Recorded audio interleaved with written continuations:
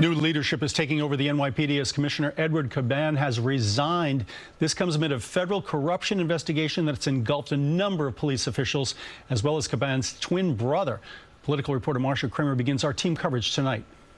The men and women of the NYPD get a new boss just over a week after a sweeping sting operation by federal agents includes a search of the police commissioner, Edward Caban's home, and the seizing of his cell phone and that of his twin brother, James, and several other high-ranking police officials. I was as surprised as you to learn of these inquiries, and I take them extremely seriously. So seriously that Edward Caban was forced to walk the plank. Police sources telling CBS News New York that Caban's reluctance to leave was based on his belief that he did nothing wrong. Several days ago, he told me reports of his resignation were, quote, false. James Caban, who was forced to leave the NYPD in 2001 under a cloud, is reportedly being looked at by the feds for his role as a consultant to Manhattan nightclubs experiencing legal problems. In a statement to the members of the department, Commissioner Caban said in part, quote, "My complete focus has always been on the NYPD, the department and people I love and have dedicated over 30 years of service to. However, the news around recent developments has created a distraction for our department, and I am unwilling to let my attention be on anything other than our important work or the safety of the men and women of the NYPD." The mayor, who is isolating in Gracie Mansion after testing positive for COVID, praised Caban's tenure at the police department. Commissioner Caban dedicated his life to making our city safer, and we saw a drop in crime for 13 of the 14 months he served as commissioner. Bronx native Tom Donlin, a former FBI agent and Homeland Security expert, will run the NYPD on an interim basis. In a statement, Donlin said, quote, "My goals are clear, continuing the historic progress decreasing crime and removing illegal guns from our communities, uphold the highest standards of integrity and transparency, and support our dedicated officers who put their lives on the line every day to keep us safe." Tom joins a team at One Police Plaza that is relentlessly dedicated to public safety and protecting New Yorkers. That is why New York is the safest big city in the world. Now, late today, Caban's lawyers issued a statement saying he had been informed by prosecutors he is not a target and will be cooperating with the government. Dick?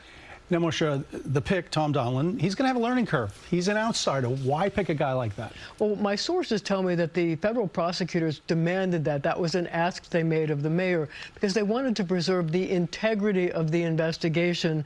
You know, it involves not only the police commissioner, but his twin brother and also members of the police department. And now we've had our third police commissioner, at least we will, starting tomorrow likely, in a very short period of time. Is that considered unusual? Well, look, this is 3 commissioners in less than 3 years. Now, I actually went back and looked at this to refresh. Of course you did. Refresh my recollection.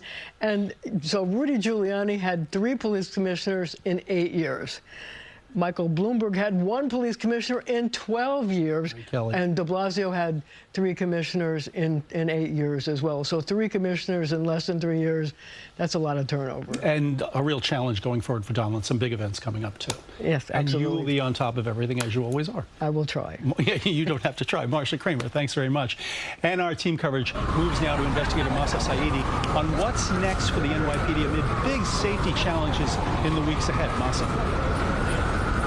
So, Dick, we have not seen the police commissioner here today, but we are told that he is here, or at some point he was here at police headquarters behind me. Commissioner Caban has been with this department for more than 30 years, and in just a few hours, it all comes to an end. Police Commissioner Edward Caban led the NYPD for 14 months. The mayor said for 13 of those months, the city saw crime drop. More than 18,000 illegal guns were seized. Just had the lowest number of shootings above ground ever in the history of recorded history in this city in August. The mayor immediately announced a new interim commissioner Thursday. The shakeup comes during a critical time in the city.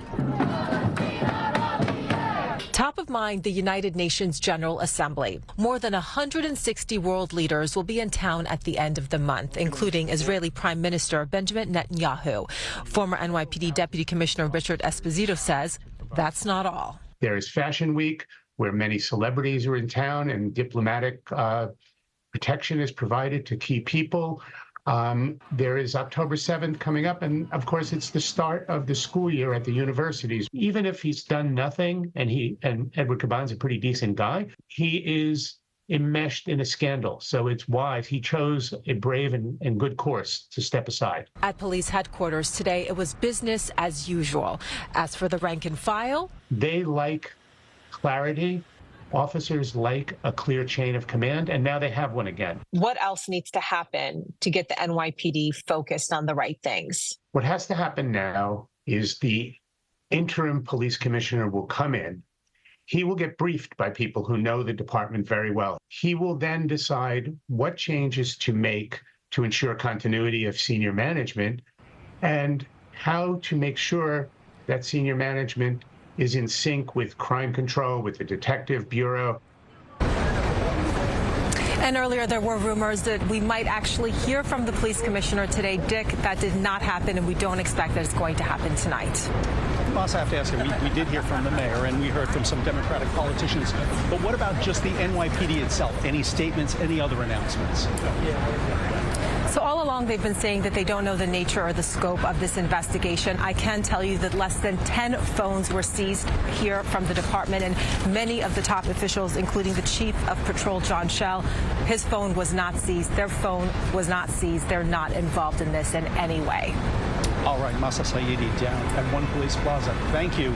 And we brought you the mayor's announcement live as it was happening this afternoon on air and streaming on CBS News New York.